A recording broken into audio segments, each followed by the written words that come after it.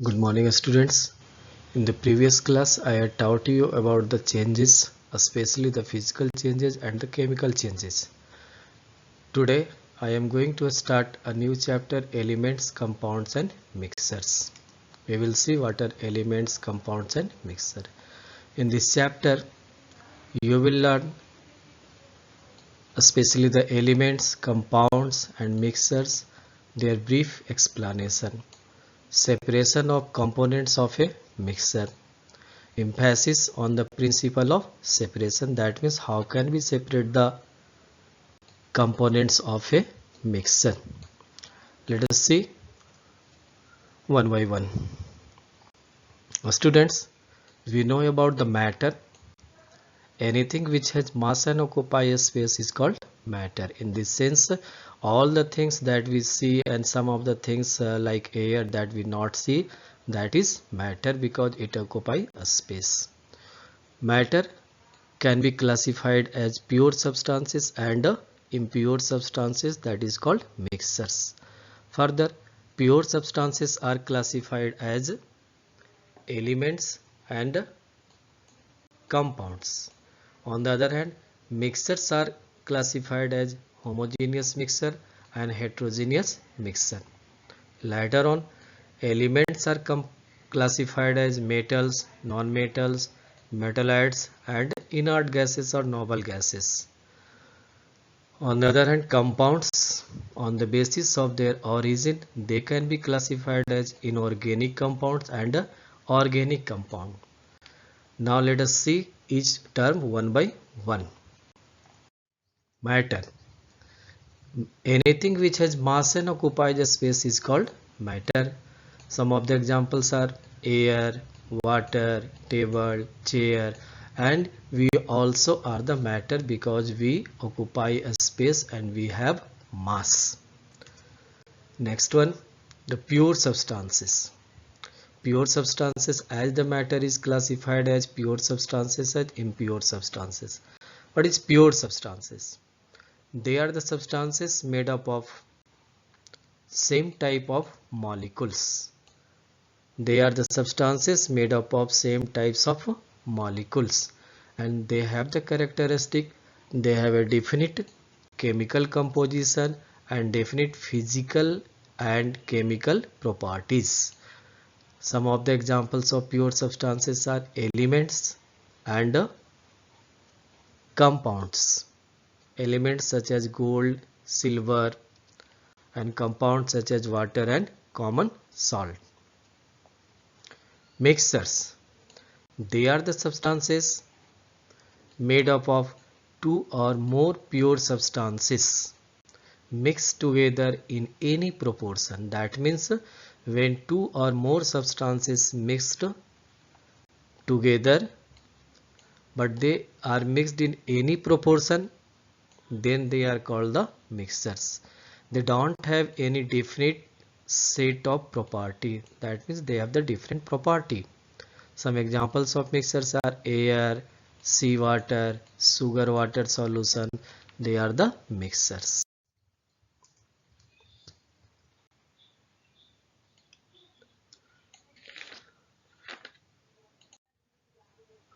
Elements. They are the pure substances made up of only one kind of atoms which cannot be converted into simpler substances by any physical and chemical processes. That means they are made up of only one kind of atom and they cannot be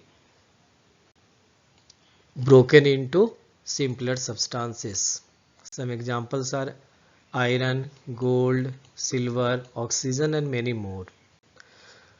Elements are very important, so we have to know something special about the elements. Elements are the basic substances by which compounds and mixtures are made. That means all the mixtures and all the compounds are made up of elements. At present there are 118 elements, out of which 92 are naturally occurring and the rest are man-made. So students, elements are very important as they are the basic substances for the compounds and mixtures. Let us see the characteristics of elements. Each element consists of only one kind of atoms. That means atoms of same elements are same and different elements are different. If we take the atoms of gold, they will be same. If we take the atoms of silver, they will be same. If we take silver atoms and gold atom, they will be different. Second, they are composed of either individual atoms or molecules made up of atoms. They are pure and homogeneous. They are pure in the sense that they are made up of only one kind of atom, and they are homogeneous. That means their atoms are uniformly mixed. They have fixed melting and boiling point because they are made up of same kind of atom. They cannot be broken down into more simpler substances because they are uniformly mixed.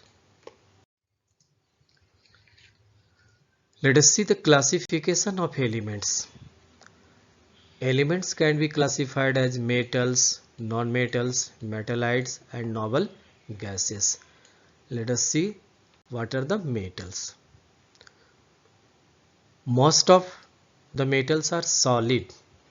Exception is mercury. Mercury is the metal, but it is present in the liquid state at room temperature, that is 25 degrees Celsius. And they are monoatomic. Monoatomic, that means having atomicity 1. Dear students, a new term come atomicity. So let us see what is atomicity. The number of atoms present in a molecule is called its atomicity. How many atoms are present in a molecule? That is the atomicity, and metals are considered as monoatomic.